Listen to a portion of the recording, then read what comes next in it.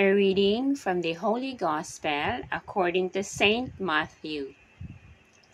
At that time, the news about Jesus reached King Herod, and he said to his servants, "This man is John the Baptist.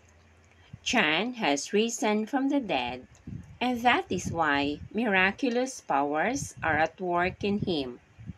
Herod had, in fact, ordered that John be arrested, bound in chains, and put in prison because of Herodias, the wife of his brother Philip.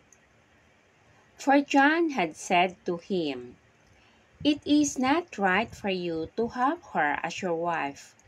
Herod wanted to kill him, but he did not dare because he feared the people who regarded John as a prophet. On Herod's birthday, the daughter of Herodias danced among the guests. She so delighted Herod that he promised under oath to give her anything she asked. The girl, following the advice of her mother, said, "Give me the head of John the Baptist here on a dish." The king was very displeased, but because he had made this promise under oath in the presence of his guest, he ordered it to be given to her.